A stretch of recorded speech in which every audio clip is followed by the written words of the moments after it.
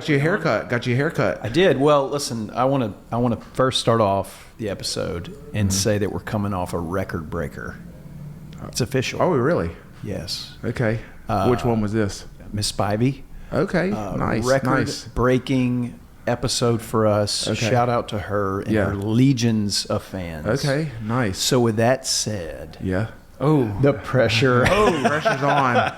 Wow. The pressure is on today. Yeah. That's right. I just have a feeling. This is just a feeling. You know, Brittany has a boutique. Yeah. Clint's line of work, I would imagine more of Brittany's employees are on social media and TikTok rather than Clint. Our guys watch it and they scroll, you know. On the clock. On the clock. I hope not, but you know, maybe during breaks only, right? That's right. We're going a different direction. Have y'all considered putting like a blocker on your Wi-Fi at your work? Yes. Yeah. Have you looked into it? Yes. Josh, how much would that cost us? That's right. Well, it's a big metal building. Okay. So your building doesn't have great That's right. reception It's fairly effective. on purpose. Just turn the Wi-Fi off in the metal building, and it probably achieves everything that you're after. That's right. That's right. Yeah, that's good. Yeah, we made a mistake and went with the Elon's internet, you know. Oh, now we have a cat. Hey, that cat's going to go get those birds. Ooh. We have a cat in the audience today. That's right. But yeah, you know, you think, we got like the Mac Daddy internet. Starlink. And then it's like, probably shouldn't have done that, you know. Because people are Now. like, yeah, honey, I'll just go download the movies for the kids while I'm at work, you know. That's right. That's right. We're streaming in high def, 4K. Exactly. Great. I mean, look, I bring my iPad, but I'm set. Yeah. I'm set. I'm watching. Did y'all go with Dune Starlink? Starlink is our backup in Blanchard and must be nice. in Halton. Yeah, that's right. We need 2 circuits. 'Cause Okay. one goes down, you got to have another one, or you're dead. Why wouldn't you just use Starlink? It's not quite as juicy as being directly plugged in. I think they've upped the ante since So you then. pre-wire, so you're hardwired in. Yeah. See, somebody was trying to get us to do that on our last warehouse. We just built out office space, and I'm like, it feels like we're stepping backwards to hardwire something in. You know, I'm embracing the wireless. Yeah, but I do think now they're coming out maybe with a business plan, which is We have a supposed business, to be really it's like 1 terabyte really or something. good. I mean, it's like insane. Yeah, no, it's great. Now, do y'all have internal servers? Because then you would want to hardwire. No, we have one server, and why our connections have to be really good is that they all, like, everything has to run home to the server, and so it's kind of old school. Yeah. It's not going up to the cloud. I feel, yeah. You know what I mean? Yeah. So There's got to be some security with a hardwire too. It's just like that can't go out, right? Yeah, well, I think that's it. If the internet goes out, but you're still hardwired, you can still access the server. So if you're using like a database or your accounting software, if you're in one location, if you're in the place, but if you're not, but then you have another. Then people working remote you got to set up a remote login. Now you have people who knows where logging into your system. You got VPNs. Do you really want that? Right. Yeah. It's a mess. I mean, people. It is a mess. You can get really jammed up nowadays with the hackers. Yeah, the Russians, the Ukrainians, the Russians. Right. The Russians. That's right. That's right. Oh man, just jammed up nowadays. Jammed up. Yeah. So and we're a target here. We are because we're such a high-profile outfit. Yes. With the you don't think they're listening podcast. to this podcast? Oh, they're listening. There's so much concern, and listen, I get it. Because these phones track everything you do and say, and we know it now, right? I mean, you mentioned like a shoe or something, and the ad comes up. It's not only that, but like the specific shoe. Right. Like we literally were shoe shopping for my daughter at Grapevine Mills Mall 3 days ago. And that night, the exact same shoe she was trying on pops up on my wife's phone. Yeah. It's crazy. And look, I mean, I get that that's very unnerving. Mm-hmm. I just think at the end of the day, for most people, and we probably fit into this category of most people, we're just not that important. Yeah, true. We're just... Well, it's kind of one of those things like, oh my gosh, they're listening to me. I hate it, but I click on it anyways. Yeah. Like, thanks, I didn't have to search for that. But, so it is pretty convenient. Yeah. Yeah. I mean, what's going to happen? What is going to happen? I don't know. Right. I mean, your photos, you might have some compromising photos. Of yourself that maybe so. You don't want out there. You want to know my most compromising photos, and it's really embarrassing, especially like my daughter. She just had a birthday, and we always we'll wake up that morning and we'll just go through memory lane, show old photos. But like every probably 200 pictures are of me standing in front of the bathroom mirror before I start a new diet. And then I'm like scroll through another 40 pictures like 1 month later, and I'm like, I was just as fat as I was. It was actually the next before It's the next picture. one. It's the next. Yeah, I should have written on there before and after because I don't know which ones are which. Before You got 87 befores and 3 afters. Before. So I was Oh my gosh. I was scrolling through one of the social media platforms, and this guy was telling a story, and he owned a business. He had a lot of trucks in his fleet and a lot of drivers that he gave phones to. So I've experienced this because we have a similar thing. And he to set up the Apple ID on the phones, I guess he used his own email or whatever. Yep. So they all it's all like cloud stuff yeah. now. Oh, yeah. So all of his drivers, 30, 40, got access to all of his photos and videos since he was in college. Oh, wow. It was like humiliating. Oh, yeah. Terrible. Yeah. I couldn't imagine. Well, it's not very pleasant when I get on Netflix and my kids have actually clicked on my profile. Yeah, Previously now viewed. Yeah, now it's just like suggested videos for me to watch, and I'm like, what? Like, no, It's just, I need murder documentaries, not just this. Bluey popping Yeah, up. yeah. It's like, come on, guys. I have a terrible habit of not signing out when we go somewhere remote. So, and I don't ever change my Yeah. password. So, Yeah. I can tell there's people watching Oh, my yeah. account, but I'm kind of like, Yeah. you know what? Let's spread the love. Hey, whatever. I like Watch what you wanna going. watch. We just went to an Airbnb and they were already logged in. It Yes. saves you some trouble. It's- Saves you some trouble. And Absolutely. it's like- Nobody actually signs into their own account. And so every time we were watching through all the Star Wars, and I'm like, oh, Hannah, let's go to Hannah's profile. We're gonna watch Star Wars some more. But yeah, that's a fun times, guys. We have Clint McCullough. Clint McCullough, welcome. Hey, Yes. great to be Clint. here. I've been looking Clint, forward to this. Clint. We've been trying to get you on for a long time. Yeah, when we had our first retreat, our planning retreat, sitting by a hotel pool in Dallas, coming up with a list. That's right. Coming up with a Planning list. retreat. Yeah. Yeah. Yeah, and We went to a pool yes, we did, and started listing. listing people. Wow. Yeah. And Clint, you were on the list, buddy. Oh, man. You were at top of the list. Top. Come on. Yeah, top of the list. Make me blush and flatter me like this. Yeah, Thank you so much. So Clint is on the list. I've known Clint for over half my life. Yeah. Yeah. Long time. And you're not that young anymore. No, I'm not. I'm getting so old. And it's like, I was just thinking about this. I woke up early this morning and couldn't shut my brain off, and so I'm just laying in bed thinking about how crappy of a parent I am. But then I was thinking my son's starting his sophomore year, and then I was like, I was such a turd going into my sophomore year. Yeah, me man, too. I was just so mean. Oh, yeah. I was mean to people, very arrogant. I'm glad my son's not that way, but my other kids might be when they get that age. Oh, yeah. You guys sound like you were similar to us in our little circle growing up. I think now you've gotten to know some of maybe my friends' parents. Oh, And, yeah. we were very talented at. It's going to sound really cruel, but like making fun of people. Oh, yeah. we were very good at impersonations. Okay. And we would create these elaborate scenarios with people that we found interesting. It's like you're kind of laughing with and at, but really you see somebody's parent and you just realize he's a character. Oh, yeah. And there's just all these characters. Yeah. And in Yeah. Grand Canyon, there were so many just wild characters of people that, if I had to tell all their stories, nobody would believe that these people were real. Yeah. And so we would just, come up with these, they would say one thing and then we would turn it into this big 1977. It's just, that was our fun. What I would like to follow that up with, then I went to college and we grew up, but that didn't happen either. Definitely did not I think grow it just up. got worse. It gave us more people to We make just fun had of. freedom with our ignorance and stupidity.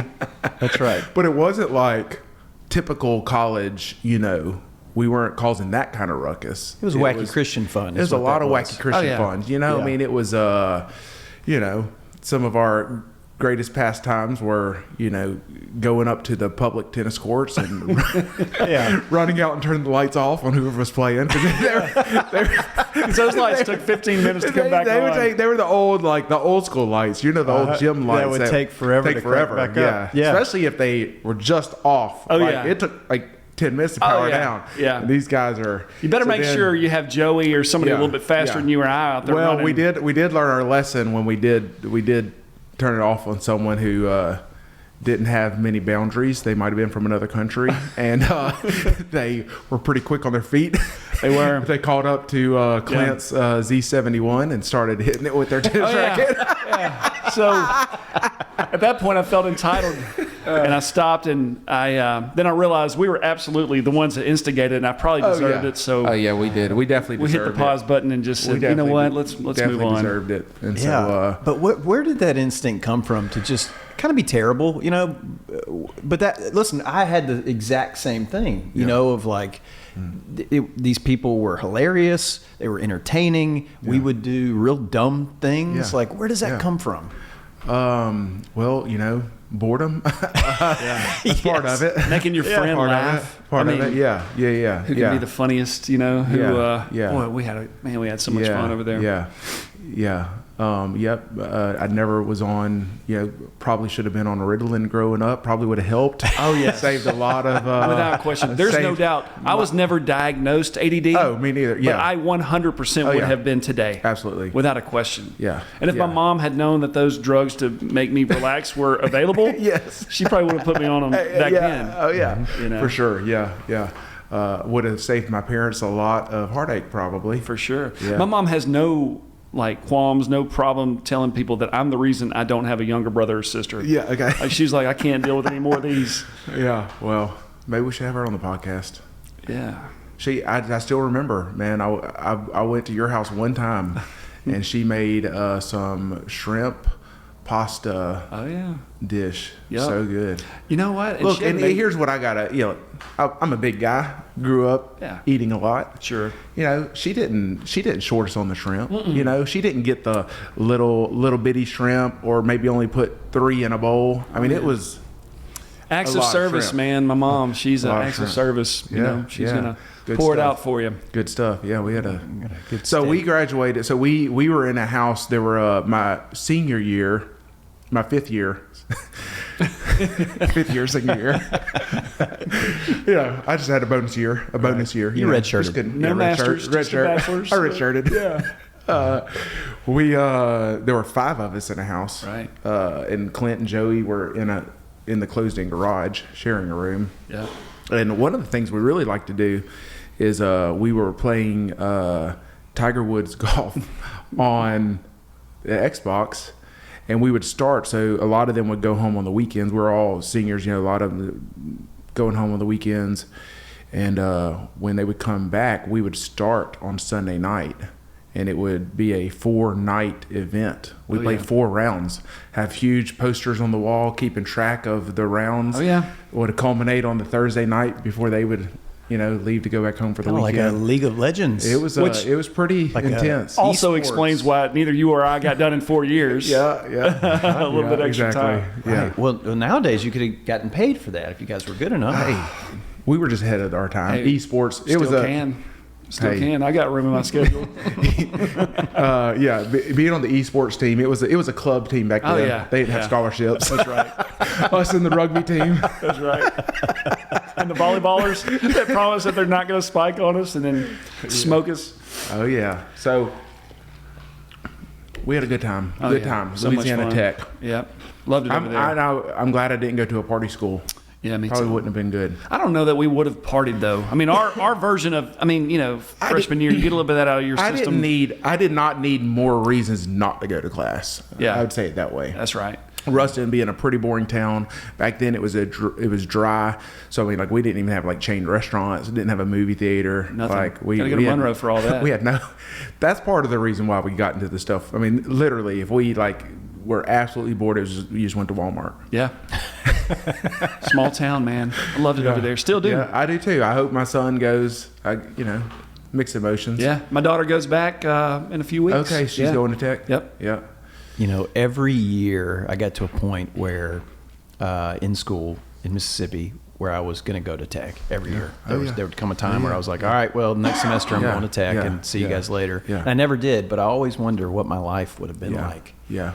Well, before we the made that good switch. good thing about tech and being from Shreveport, I don't know if this is the case then, but back then I just said I commuted.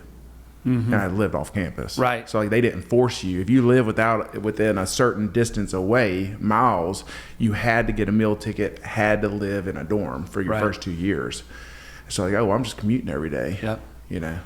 So And I it's don't- still a very reasonable school compared to others. But yeah. back then, it was even a lot Oh, yeah. less Yeah. expensive. Yeah, And, I'm still I mean, paying how on much student were we loans, but paying? whatever. I mean, I still that minimum, whatever. Yeah. $100 a month. Right. Well, how much were we paying rent in that house total? Oh, It was geez. like between 5 of us, wasn't it like $150 a month? And that was utilities, rent, everything. I know I couldn't afford it, whatever it was. Sounds about right. Yeah. $200 a month. Oh, it's crazy low. Yeah, it was low, but yeah, we Let's go kind to of dinner moved. now. Yeah, had a Yeah. good time. Now I'll tell you this. You know, there was we loved going to. We didn't have a meal plan. We loved Captain going D's. to Jade's Garden. Okay, Oh, yeah. and they had to lose money off us when Oh, they yeah. saw us walking in. That's I mean, right. they had to just be like, "All right, we're taking a loss this day today." Oh, yeah. because I mean, it was $4.99 buffet, What? and we would be there. I mean, it's right by the house. Right by the house. I actually thought about if we could articulate it, communicate it with them well enough. I was like, could we just pay you a couple $100 for a meal plan for the semester? Like, let's have our own meal plan going here. Like, you know, 1 meal a day. But yeah, that was a. Oh yeah, you know, So- we'd be walking up and the door would be locked. You know, all of a sudden, open Yeah. signs on, and they're like, Yeah. "We're shut down today." We're closed. sorry." Oh, we're closed. So we on some of our baseball trips, which I participated on, I wasn't really much of a player Yeah. in college. You helped the GPA. That's right. But we would go to Ryan's Okay. on the trips. Oh, yeah. And so Ryan's, being famous for their rolls and honey butter. Oh, yeah. And as well as delicious chocolate chip cookies. A honey And spread. so we knew their game and we figured it out. So once the entire team would load up to leave, I would go into the bathroom and wait. Because they saw when the team left, they brought them all. the fresh stuff. So I would come out of that bathroom, buddy, and just whoom, Yeah. and Yeah. take it straight into the bus. Yeah, You got to. the best. strategy. Yeah, I mean, one of the things you would have to do is request rolls at the table. They would take out of the. I know the hacks. this is okay? brilliant I know the content, hacks. by the way. Yes, yes.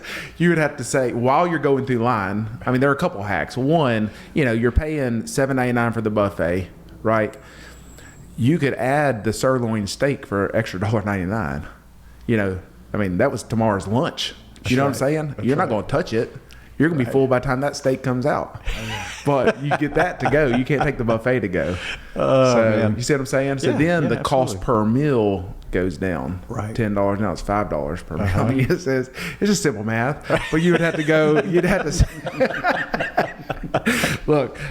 Yeah, if I'm learning new math principles, we got to do it with food, okay? That's right. But yeah, you would say, hey, could we have some fresh rolls at our table? Mm-hmm. And then that next batch would come out. They would take out the 4 or 5, and they would put it in a basket for you. Right. So now, how many Ryans are around right now in this area? Well, I think the hacks were exposed. We drove them out of town. what's funny is you go to like Mississippi, you start seeing them again. Yeah, they still Shoney's? have Western Sizzling in Arkansas. Yeah, Shoney's. Yes, sir. Hey, we can go right across state line to Texas. There's a Grandy's. Yeah. We shut this one down. From what I hear, there's still a Ponchos in Dallas. Hey, look, I'm telling you, all the good ones, they Yeah. have abandoned this area, okay? Yeah. 2 things we're known for. Not taking the vaccine and shutting down buffets. Yes. Okay.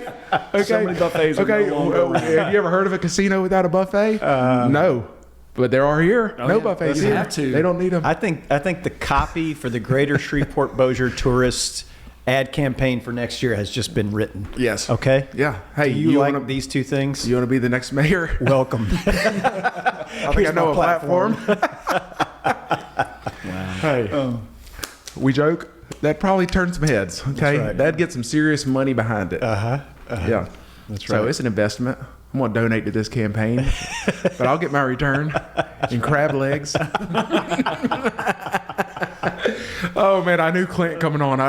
We'd be silly. Yeah, we silly could folks. sit here and dominate. So another common denominator with us, other than being handsome and middle-aged, yeah, and- slightly overweight.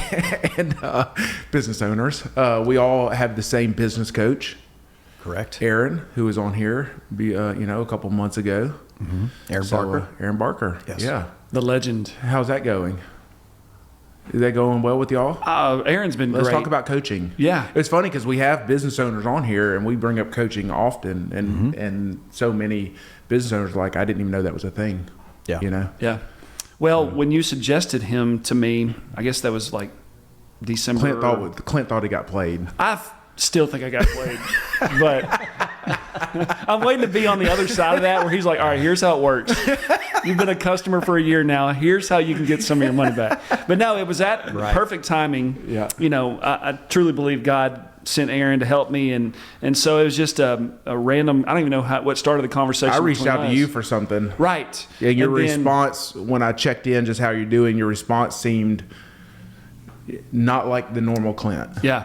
Yeah. So that's when you suggested coaching, and I had the call, and it's been great. It's been great. So where were you at? You were kind of going to where were you at in that time? Because I've shared on the podcast before, when he called me, which is actually a referral from another person in real estate in Texas, my first response was funny because he was like, hey, have you thought about coaching, or could you?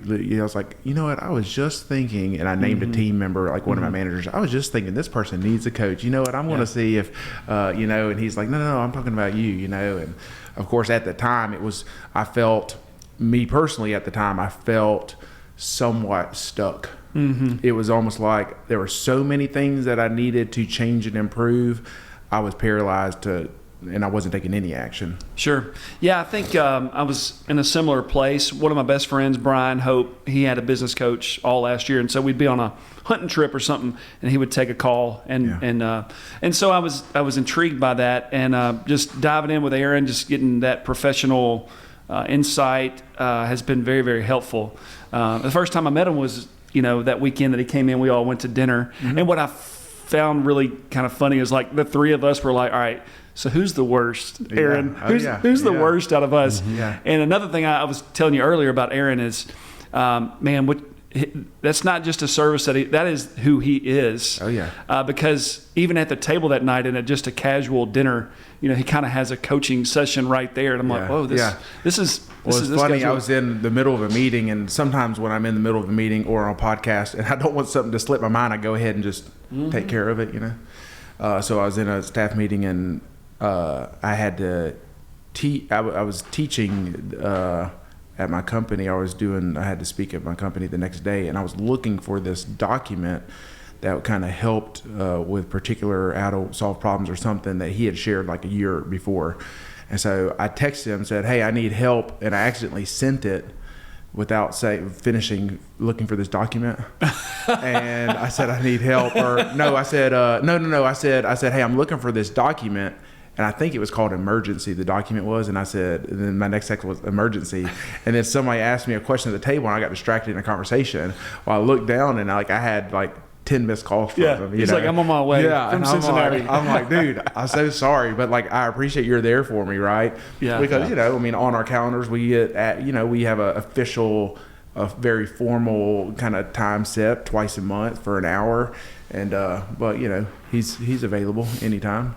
Yeah. So, wow. I just in my mind I thought he was going to be 4'7", but he's actually a grown man. He is taller than I thought. Yeah, taller than I thought. Yeah, I told him that too. Yeah, yeah. I wonder if he gets that a lot. Probably. Yeah, when he's out selling books, they're like, wow. When you called ahead, I thought. I would like Clint, can I get a breakdown on your sort of business history up until now? Yeah. Can you kind of spell that out for us? Absolutely. So I grew up West Shreveport, and as long as I've been alive, my dad has been in business for himself. He bought a little truck, a little vacuum truck in 1981 from a guy named Kyle Whited, and it was Whited's Wash Pit. And so they went around and they cleaned wash pits, which is like when you go through the car wash, they suck out the grit and everything. And he would also do grease traps and septic tanks. So, but it was always just him and maybe another guy. Just a small operation. And so my whole life, my dad's always worked for himself. And so growing up, I just always assumed that I would come back and take over the family business. It's just really, that was my backup plan. My main plan was I was going to play first base for some AL East baseball team, like like the Yankees or the Red Sox or something like that. Just not any major league team had to be AL East. Probably not Toronto. Yeah, I'll turn that down. I'm going to go clean out poop. No. So, and I was your team's not good enough for me. I was a big kid coming up, so man, I could hit them. I remember. But then everybody caught up with me and then passed me, and I realized, I don't want to have the. You're like that video of Andy Reid doing the punt pass. Have you seen that? No, I haven't. You haven't seen that? No, I need to watch it. Oh my gosh, he's like 10 and like is all these little bitty kids. Oh, and he's out there, like in the 70s. So big. He's got to get a grown man helmet. Yeah. That was Clint playing T-ball. Yeah. Like, and so I was like, okay, this is just going to continue to happen. Well, I get to high school, I realized I don't have the ability or the drive to keep that going. So I was like, Josh is a baseball guy. Yeah. Well, I told you earlier I was more for the buffets. Yeah. Actually, you were the role guy. Right. Yeah, so. Literally. Yeah. But I was blessed to have a wonderful family. Let me dig into that. Did your mom help with the business? She did. My mom is actually a registered nurse, and she took a break when my sister was born, and my sister turns 44 this year. So she was always there, but she would take the calls, because back then when my dad was running the company, it was a pager. Mm-hmm. And just an ad in the paper. Was I? Or the Yellow Pages. I'm trying to think. Maybe I watched a video. Y'all surprised your dad not too long ago. Yes. Did I watch the video? I wasn't there. I didn't show up to that. Yeah. Was I there? No, you weren't there. I watched the video, and he talked about the early days. Right. That he would just he would be sitting in the truck. And your mom would page him. He'd run to a payphone, call her. Yeah, he would have a bag of quarters. She would say what the next the next stop is. That's right. This call came in. Go do this. So it all just it started with his dream. His dream was just to be in business for himself, and he did it. And when did you realize that he just didn't get a paycheck? Because my kids still aren't there. I don't think there's we just have things, I realize now how much he budgeted. I mean, he was, he always says if he had a good week, he would go to Farmer Seafood and get shrimp for the weekend. Yeah. And big shrimp, from what I hear big too. Shrimp. Yeah. Farmer. But if it wasn't a good week, it was hot dogs for everyone, So, but, we always took a family vacation, and he was always at our, my baseball practices and games. He was always there. So he did a great job managing, because he probably could have taken some more calls and made a little bit more money. But he knew that, hey, I want to be in business for myself, but it's going to be balanced with making sure I'm the best husband and dad that I can be. So I realize that even more now. But what you were referring to about 2 or 3 years ago, my partner, John Lawrence, his old truck, he would never get rid of it. And I'm when in doubt, throw it out. I hate clutter. I'm like, let's get this place cleaned up. I don't like clutter at all. Yeah. If we're not using it, and if we haven't used it in the last few months, let's get it out of here. My wife does that with my clothes. Right. I'll come home and I see a huge trash bag. I'm like, should I even look in it? She's like, don't look in it. Right. She's like, everything you haven't worn in 6 months is in there. Yeah. Right. Okay. So his old truck was sitting in the back of the yard all those years, and I always picked on him. I'm like, hey, we're gonna get rid of that. And he's like, you better not. Well, he's slowed down a lot, and they're traveling a lot, and he never realized it, but his truck disappeared about a year and a half before we gave him it back. So, but what we did was we restored it to its old ways. Actually, probably it was never that clean because it had dirt and poop all over it, but grit and oil. But anyway, we gave it back to him, and that was just one of the coolest things, one of the dreams that we had, and we had it come together, and he was just so touched by that. So and then somewhere 1997, I would have been 8th, 9th grade at that point. He and his partner, or he and a friend, started Bayou Bell Waste. His friend worked for Waste Management, and they just came to be friends, and he no longer worked at mid-90s. Okay. 97. Okay. And they just were duck hunting friends, and so they just had a dream about starting a garbage company, just roll-offs, just the big construction dumpsters. And so they did it, and they started it. And so then my dad had 2 companies. He had his original vacuum truck company, Whited's Wash Pit, and then Bayou Bell Waste. And so they're kind of ancillary businesses, right? I mean, they kind of feed off each other. You have a little bit customer base. A little bit, yeah, some. And so that was kind of the structure, you know. Graduated from Southwood 01, Tech in 05, quarter extra or two extra, but still the right year. Yeah, you know, you had to wrap things up. That's right. Yeah. So, but I was going to get a business degree, and man, I made a lot of connections, and I learned some very important lessons. Met some wonderful people. That was your degree, business? Yeah, business management. Yeah. And what was yours? Business administration. Administration. Wow. Yeah. Yeah. And so graduated, and I remember when I came to work, they weren't looking for a college graduate, you know. In fact, my partner, who's still my partner today, was just a worker for my dad. Now, I remember, I'm going to stop you because I remember you telling us when I remember a conversation we had while we were in college. I don't know what led to the conversation, but I was talking to you about, we were talking about jobs we had, maybe summer jobs or something. Yeah. Oh, yeah. And you were talking about how in high school or in college you would go back home for the summer and they put you on a truck. Oh yeah. And yeah, you I were was the helper. Yeah. And you were telling me a story. I think you were talking about outside of Mall St. Vincent. One of your first days riding with one of the workers and a hose comes loose or... Well, yeah, well, it's actually, I remember it like it happened yesterday. Okay. I still smell it, by the way. We had just cleaned a septic tank, an old one, you know. And anyway, we were outside of Boomtown Casino. Okay. It may have been Casino Magic at the time. But anyway, I was ambitious. I wanted to impress Tony. I'm like, hey, I'm the boss's son, but I'm going to do my part. So how old were you? I'm the helper. I don't know. I was probably 18, maybe. Anyway, I go back there and I take the cap off. Yeah. Without the vacuum on, and didn't realize that the valve was completely open. Yeah. And so I took a bath right there with sewer and it comes out in a hurry. Wow. And man, it hit me in my chest. It went up in my nose and my eyes and my ears. And I shut the valve. And anyway, I learned. What did Tony do? He laughed uncontrollably.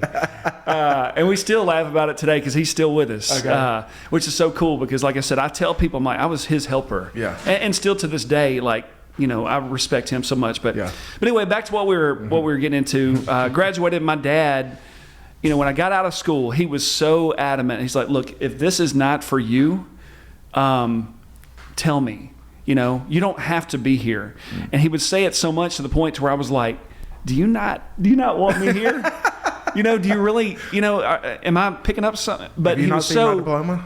yeah. But he was so concerned about me following my dream and not following his.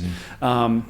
So, but you know, all through college and high school, I always kind of found myself, I was, like I said, I was around a lot of leaders, and I had some people that were kind enough to point out like, hey, Clint, especially when I wasn't acting like a leader, like you're a leader, and you know this is not acceptable. Mm-hmm. Your attitude stinks. Like you're not doing your best, and so I always took that. But you know, sports teams, it was either me or you probably coordinating the teams. Yeah. You know, so I liked putting together teams. Naturally, you were in charge, but right? I mean, you'd take charge. Sure. But people would also follow you, right? Naturally. I mean. I think so. A little, Clint was always, but probably could have done a lot better job. But if there was a crowd of people having fun, Clint was probably in the middle of it. Well, you know, he was the one. Well, you know, he also had a nice car with a good sound system, so that helps. That was the whole point of that. Yeah, the 12 had a lot of friends. Way too many people. Also, he had money. So yes. Yeah. Way too many people in a two-door Tahoe driving to Monroe. But anyway. Yeah. So, did you work any other jobs, or did you always just work? I tell you, I worked for my uncle on the construction crew. He had a construction company. Or I worked for my dad. But no, I didn't. I mean, the only real other job I had was in Ruston refereeing football. Yeah. But I've only worked in the family business. And I tell our leaders and our people that, like, bring us your ideas. Y'all have a lot of experience. And, you know, so the best idea wins. Yeah. You know. But anyway, graduated in 05 and just went to work. And, like, my dad and John, which is my partner, they say, you know, that's a cute degree. Neither one of them got a degree. Yeah, okay. But get your CDL and get your butt in the truck. Yeah. And I was like, oh, okay. And I did. And it sucked.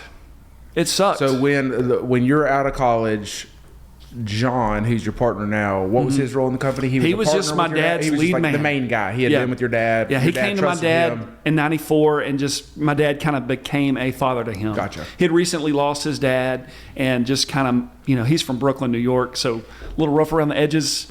Yeah. But anyway, just became like a son to my dad. Yeah. And he's actually right in between in age of me and my dad. But Okay. anyway, so got out of school and went to work. And you started in, if you're talking about the organization chart, were you low man on the totem pole or Absolutely. pretty far down there? Absolutely. Yeah. Of course, back then in Whited's, there was only 4 or 5 of us. Okay. It was my dad, John, Tony, who's still with us, and a driver. We had a few interchangeable guys, and then me. And so everybody did every job, and I would grease trucks and wash trucks for Bayou Bell, my dad's partner, who ran the Bayou Bell. Okay.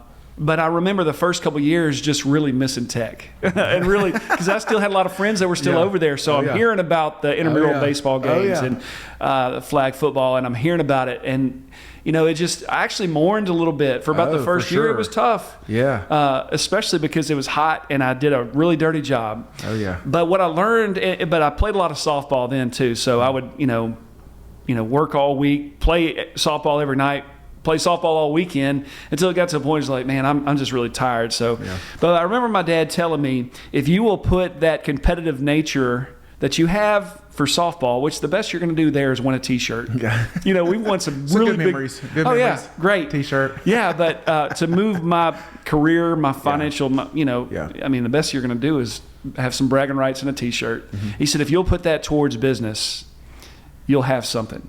And so somewhere along the line, I got the bug, and then I realized, you know what? Well, I like building teams, and you can do that in business. Mm-hmm. And if we hire another couple guys and we get a little bit more business, then maybe I don't have to be on the truck all the time. That really was some motivation. Yeah. And so along the lines, read a couple books, Entree Leadership, Dave Ramsey, Rick Pierce gave me the E-Myth. So a lot of the books that I've heard y'all reference on here, I got a chance to learn about. Yeah. And so just through time, I said, well, I can be a leader here. And I always I have such respect for what my dad and my parents built, that I wanted to, what kept me out of trouble, we did cut up a lot, but we were never bad kids, and we weren't going to jail. Sure. A lot of that had to do with I did not want to let Paul McCullough down. Yeah. And so, like I said, I took that, and also I met my wife, Kristen, who's incredible. Yeah. And so I said, I want to build something for us. Mm-hmm. And my dad would always tell us, look, if y'all want to build this, talking about me and John, build it. And so we just got to talking. We would spend late nights just like talking about customers, and we would divide and conquer.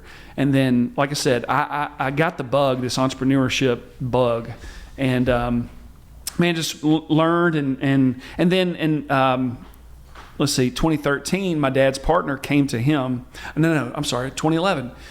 My dad's partner came to him. He said, "Look, I'm ready to retire." And my dad said, "Well, see if the boys want to buy in," and we did. We didn't know how to buy a business. Yeah. We definitely didn't have any money. Yeah. And so we sat down with him. We was like, "Hey, look, I'll check with the bank, but I don't know that they'll give us a loan." Yeah. And I remember him saying, "Look, I just need this much money every month to live. And if y'all can make that happen, I'll sell you the business." And we're like, "Okay." Mm-hmm. So it's just like a note, right? Okay, we can do that. And so we did. We bought my dad's partner out of Bayou Bell Waste. And then we just dove in. And okay, then we started, building that company, put some energy in it, try to grow. And then we started the front load division, which all the small dumpsters around town, like you see behind restaurants and offices. Mm-hmm. And so we started that side. We really came into a market at a good time. One of the leaders at a big competitor was let go. And we knew he had a 1 year, he had to sit out for a little bit. And so we had a jump. We felt like the customers in Shreveport-Bossier didn't really care for the big boys. Yeah. And we felt like there was a hole in the market for service. And and we tried to do our best. Yeah. And I feel like we did a really good job. We hired some wonderful people, and I'm just a people pleaser. I do not want to let you down. Yeah. Like, we could get it right, 99 times, but that one time we screw it up, man, it would drive me crazy. And so I'm, like I said, just such a people pleaser. And so, like I said, we grew and we grew and we grew. Mm-hmm. And I always heard this like saying, you can grow too fast. Mm-hmm. And I was like, how? Yeah. Y'all are just saying that. Yeah.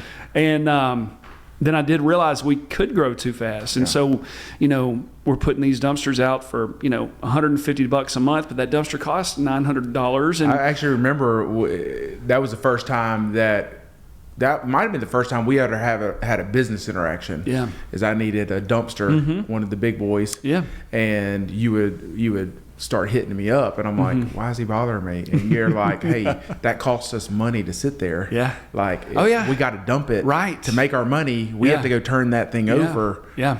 Every week or twice a month. Yeah, and just I'm like, I'm like, Clint, come on, man, Marie, we play video games together. Yeah, let me keep it another month and just sit here. And when I get to it, but we learned a lot of lessons, and I've learned a lot about what they're doing in the industry now, and I'm impressed because they've gotten a lot smarter. My goal was just like, if a customer needs a dumpster, get it to them. Yeah. And on the same token, we also had Whited's, and we were building it. We were building teams there, and trying to grow that company.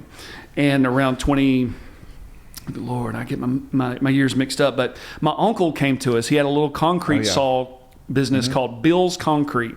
He bought it from, as best I remember, from a guy named Bill's daughters. Okay. Like, Mr. Bill passed away. His daughters ran it for a little while. I think they decided they didn't want to run it anymore.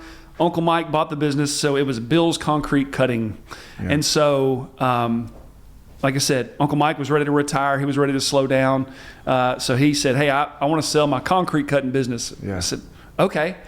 And at that point, I realized, okay, he doesn't need a big check. He just needs some steady income. So similar deal. Worked out a deal with him. And so we paid him over time and rebranded. I didn't know Bill. Yeah. I felt like it was a good time. Shreveport Edge. Is that what it's called? Edge Concrete Cutting. Edge Concrete Cutting. Our friend Joey Bass, shout out. His group at the time came up with that name and logo and everything. And so we just started a brand there. You still in that? We do. Y'all, I saw your truck at our kids' school at Providence. Yeah. You already did at Providence. It's great branding. Thank you. Every time On I Edge? see it, every time I see like a trailer or truck or something, I'm just kind of like, it looks good. I need to call Joey, actually. Yeah. Is he working anymore, or is he just playing pickleball? Well, when I leave here, we're going to play pickleball. Okay. But I forgot we're on Clint's pickleball time. So. Yeah. In fact, we need to go right now. Hey, can I ask, with these two transactions of buying these businesses, and it sounds like you had sort of set up in a way of owner finance, did you strike a valuation first, or did you just kind of get down the road and say, look, this is just a perpetual or was it a cash flow thing? Yeah, what was... When does it stop, right? Like, what's... And I have a similar, and then you can answer, but like right now I'm looking at merging or taking over this company, and the valuation is not there. Right. But the cash flow is. Sure. And so it's like I can take it and with my cash flow service a buyout for the next couple of years. Right. But if you're just going to say, hey, what's this company worth? Yeah. It's not worth to anybody else what it's worth to me. Sure. Does that make sense? Right. Yeah. Well, one thing I learned along the lines is, you can ask 10 people what a business is worth. You're probably going to get 10 different answers. I know there's different metrics, EBITDA, revenue, gross profit, whatever. Yeah. And a lot of that is probably, a little bit more upper level stuff. But on those transactions, like, hey, how much do you want? How much do you, literally the first guy, Mr. James, he was like, I need this much money a month. Mm-hmm. We're like, okay. It wasn't based off of anything. Yeah. Just like, I know we can do that. I feel like we can grow it. So, all right, if we can pay him and grow the business, and that's what we did. And did you ask him to do anything in the company from that point forward? Or was he like... He hung around and helped us out and was there, quite a bit on the maintenance side and everything. And he was just very helpful. I wanted him to be happy. Yeah. And he was very helpful to us. Yeah. I love the man, by the way. Well, and it's when you're a owner operator, you have so much in your head that's valuable for the company to keep running. Sure. Right. And I know when y'all talked about when y'all bought that like lawnmower place, right? It kind of all hinged on this one person knowing everybody, knowing how to do the trade. Sure. And so that's why I always tell people, I'm like, normally the greatest asset, you have some contracts in place, which are good assets. That's what you're really buying. Right. Because the equipment, sometimes the business doesn't have any equipment. Sure. Right. So you're really buying these contracts, and you need like that relationship that previous owner has with these contract holders. Like you need them to stick around. Absolutely. For security, to renew the contract another year. Right. Like that has to be in that agreement. Right. So about the time, 2013 to 2015, we had Bayou Bell that we were growing. We had Whitehead's Wash Pit. We rebranded it Environmental because wash pits represented probably 3% of our business. Okay. We were doing industrial work and everything like that. So we felt like a more general pit, then it's not very attractive.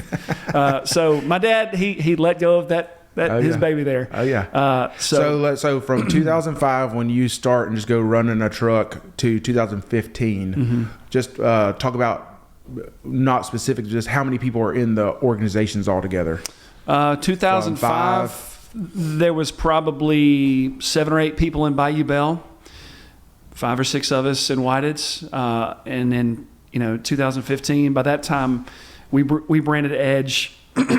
Hired Adam Rogers. He's a great friend of ours from Tech. I don't know if you knew him over there, but and then some other just awesome young men. We had probably 60 people. Okay, so from 13 to 60 in a 10-year span. Right. Wow. Right. And what was talking about the growing too fast? What was probably the biggest pain point? And now that you're talking about that, I remember you texted me one time and be like, "Hey, do you know a bank that will loan on dumpsters?" And I'm like, well, I'm not the smartest guy, but I know banks will loan for assets. I'm not sure how valuable a dumpster is to a bank, Yeah. Well, I thought I was just crushing it, man, because we're growing. People want our services. And, we had some very good help along the way with some, lawyers, CPAs, everything. But growing too fast, we found ourselves with such a demand for our services, and our manufacturer was such good friends of ours. Just along the way, they kind of grew with us in South Texas.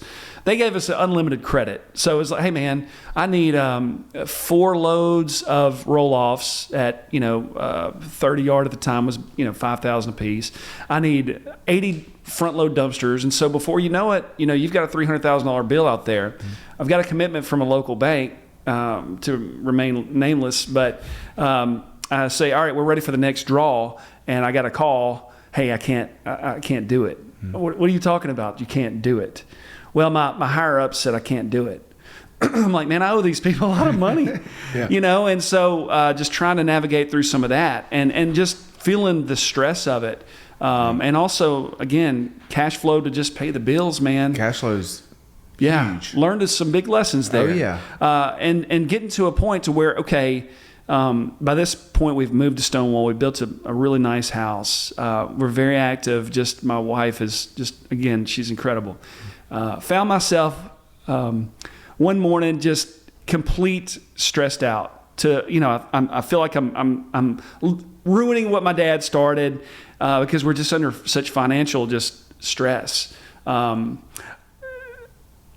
did I know then he had a little bit more backup than I thought he did. Mm-hmm. Like I'm thinking I'm gonna make my dad be on the street, but he was he was a little bit more of a safety net than I knew at the time. Sure. Which is probably good. Oh yeah, and then my wife. So I found myself just completely broken. Yeah. Because again, we're winning. We've got customers. We're growing. We've got a great brand. And everybody around you's been like, dude, you're crushing it. You're crushing it. Yeah. What are you doing with all your money, Clint? You're like, are y'all going to Europe this year? But just like, all right, we're just trying to make. You're like pulling out your checkbook to make payroll, right? It's like and having to pay the landfill, and so I found myself such broken. One morning I was stressed out, crying in the shower, and I looked at my wife and I said, hey, if I lose all of this, and before, I don't think we will, Kristen, but if I lose all this, are we still good? And she said, of course, because she trusts me. Yeah. And I said, all right, let's go. And so we dug out of it and we slowed down a little bit and we got smarter with how we had some things structured. And it was the best thing that ever happened to me business wise, because you learn so much more. Consider it pure joy whenever you face trials, right? Yeah. And I feel like we grew a lot then. I grew personally in my faith and just learning about business. And all right, you got to kind of hit the brakes sometimes too. So, so all that, then we got it to a really healthy point. 2021, like I said, we're still at a really, healthy spot. Got a great brand, a great business. We were approached by a competitor to sell Bayou Bell. And at that point, that company was majority owned by my parents. And we talked about it, prayed about it, and just felt like it was the right move. And so that was the first time that we were in a position to actually sell. I'd only bought at that point. And it was all small stuff, all small businesses. And we made a deal. And it was the best thing for us. I cried like a baby to let it go. To let all the guys down. I felt like I was letting them all down. It was like, man, but it was the best thing for our family. And like I said, we sold to Live Oak, which they had actually already sold to a big group out of New York. And I learned a lot through that process. But so they already had a contract in place to sell. They had been bought by a group, like I said, out of New York. So Live Oak wasn't a local company anymore. Not anymore. Gotcha. Local leadership. Okay. And so we were number 2, and I think the last time I checked, they've probably like 12 in this area. That's how many trash companies they bought. So at that point, did they buy Best? Do you know? I think they did. Yeah, that's recently. Yeah. That's who we use. Yeah, sure. Yeah. Okay. So that's when If you're listening, one of y'all broke one of my trash cans, and I don't have a lid on it. Okay. Yeah. The raccoons are getting in. Yeah. Okay. We need to do something about that. Bungee cord, man. Calling customer service doesn't help, so I'll just shout it out on a podcast. Yeah. Shout out. I'm sure this will work. Yeah. I'm sure they're all listening. New York, they love us. That's right. So anyway, at that point, kind of had a chance to, and I personally needed it. We sold the company in November of 21, and I said, I'm going to take the holidays. I'm going to take Thanksgiving and Christmas and New Year's, and I'm going to be ready to roll January. Because we still had Whiteds, we still had Edge. And what I found was January came, and we did, but man, I didn't realize how burnt out I was. I was so tired, But and then it took some time, man. I realized what burnout is. And let's talk about so being burned out. What were you just because of the amount of work? I think so. Just the calls. I mean, literally, I got so accustomed to. I mean, I would get home sometimes just for fun. I would say, let me count my calls or texts for today. It'd be in the hundreds. It was just too much for me to take on. It's too much on you, yeah. And I said that on the last podcast. I was around somebody recently, and we were at this project, and they just literally, while I was there for 2 hours, they had no less than a dozen people coming and asking them what to do. Sure. And I'm like, man, somebody needs to empower some people around here. Right. And that has been the most freeing, because I've been in a similar situation. I'm sure Josh has too. Yeah. But that was it. Like, I tried to take like a weekend getaway with my wife, and I'm just like miserable. I'm like, I should just stay home. Why am I spending money to work? That's right. Yeah. Well, and we've got some wonderful leaders in Whiteds and Edge, and we had some good leaders in Bayou Bell, some great leaders. Russell Hall was with us for a long time, and several that went over to Live Oak. But anyway, but I just, like I said, I got done with those, and man, I didn't realize how burnt out and tired I was. That, man, I was just trying to get back going, and that's where certainly got my legs under me in a few months, but still, even like when you asked me that question, it's like, man, what have you ever thought about coaching? I'm like, absolutely. So that's kind of what led to Aaron. How do you get out of that place when you're burned out? Because I feel like, man, it's inevitable, right? I mean, when you're running a business, much less growing or scaling a business, there are going to be those times. Sure. Right. And so then, and I always talk to Josh, and actually some of the people that, the handful of people that listen to this, in there might be one or two that have told me, it's great listening to this because you are saying things that I'm going through. But not only that, like, I don't have anybody else to talk to about this, right? Because you can't, right? Your wife's a school teacher, sure, right? You can't go home and like get she can't understand or wrap the mind around, right? Because a lot of the pressure we feel is just intangible. You can't say, well, this thing just happened today. It's just like, you know, you don't have time to, and you don't even want to go home and put that all on her, right? And so it's like, who are you able to go talk to and get good sound feedback? And that's tough. Absolutely. Yeah, I mean, because again, and being the nature of a people pleaser, you know, if we screwed it up today, man, you know, and also just, I mean, I'm sure everybody sees the billboards. Yeah. I mean, there's a lot of trial lawyers out there trying to coax this, you know about this, coax the population, sue the trucking companies, sue them. Yeah, and that's what we tell our guys, they, you know, they're after us. Oh, yeah. And that's why you have to get creative. You have to, you know, make sure people are qualified to drive, cameras, just all the things. But it's a tough business. So again, I was sad to see all those people go, but I was not sad to see, you know, 14, 15 big trucks exit my life, you know. So now, not even to mention these school zone cameras, how many tickets have y'all's people gotten? Oh, yeah. God, it's so frustrating. I'm like, my daughter's got she got 2 in 1 week. I told her, so one of my guys that was in a vehicle, I'm like, dude, you got this, like, you got to pay for it. He's like, well, I'm going to go to court and try to fight it. And he's like, but I'll pay for it, right?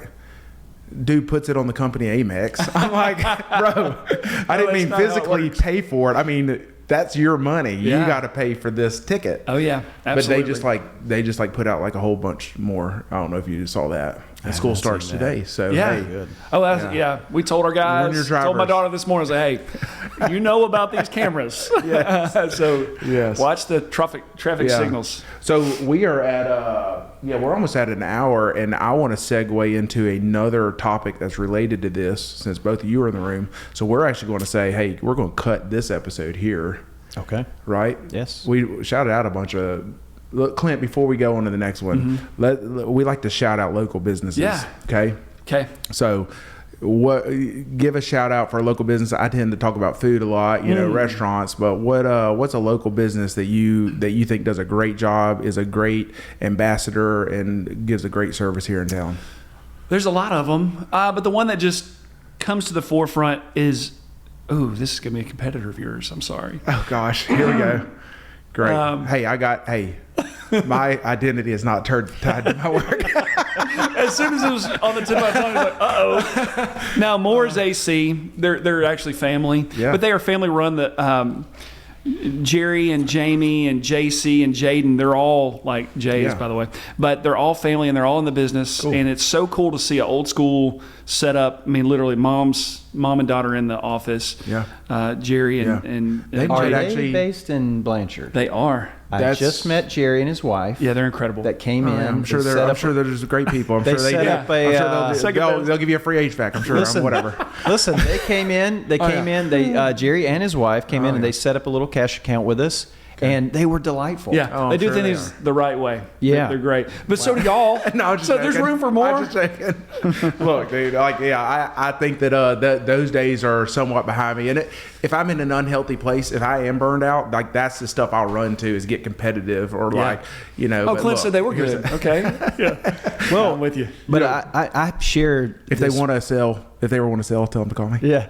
Well, I share this feeling, like isn't the person that you want to compete against a great local competitor that lives here, that still has the same values that you rather than that guy up in New York who doesn't know anything about us, exactly, and he's like bottoming the market out and ruining things. You know, like we got stake in this place. I tell people all the time, you know, when I did the Berkshire Hathaway franchise, we grew pretty quickly, and we were. Us coming into the market and starting that company was great for the whole community because it forced all of my competitors to up their game. Absolutely. And it forced them to, you know, up their training, their marketing, everything, which really benefited the consumer. Oh, yeah. And then, as much as I hate a new company come in and try to take, you know, the vultures that they are trying to take my agents, but I have to be like, you know, my first thought is, you know, those Yeah. Fair those game. guys. But then Oh, I'm man. like, you know what they're doing is forcing me to evaluate every process I have, Yeah. everything I'm doing, which really makes me a better company. Oh yeah. Yeah. Competition's so good, man. Yeah. You know, and it goes back to those, softball games. Yeah, yeah. What's funny too is it's like some of my businesses can't handle any more business. We're maxed out, Yeah. but we still feel threatened. Sure. I'm like, Yeah. if they disappeared, we couldn't even handle their business that Right. they are doing, right? Oh, yeah. And so, Well, and this is what I found with some of our local or more local competitors, is that once you get to know them as a person, it almost becomes like that softball game. Yeah. Where when I'm out on the field, like, I want to beat your brains out. But when we come off the field, Right. like, We're like the same person. That's right. That's right. well, We're fighting the same that's battle. interesting too. Watching the Olympics, right? Because like they're seriously like they just finished a competition, and the person that just got silver is hugging the person Right. that got gold. Absolutely. I'm like, dude, what's wrong with you? Like, That's right. grow That's up here, right. buddy. Yeah. Like that guy, just You want it to be your like- whole life. Yeah. Nobody wants silver. It's Yeah. like Michael Jordan. He would have never done that. Never done that. Kobe Bryant would have never done that. That's right. But it's true though, right? It's like so, but yeah, and that's the scarcity mindset, and most people that fall into that just have a huge amount of insecurities, or they're burned out, right, and they just can't see clear, and so it's an unhealthy place to be. But Yeah. it's natural for all of us. Oh yeah, I'm my best when I'm probably my best when I'm second. Yeah. Because I want to be first. Yeah. And I want to foe, and I want to grow. Yeah. That's another thing. I don't. When it was like, hey, if we just kind of rock along where we're at right now, we're in a good, healthy spot. Yeah. I'm worthless. Yeah. I don't want to stay the same, man. Let's go. Hey, I want to offer you a job right now to come work for me. We'll get you a nice van today, okay? on. Nice van today. All right, So Clint's here, and then you're gonna stick around. Yeah. Will your pickleball game? Will you be okay? Yeah, absolutely. Glad to be here.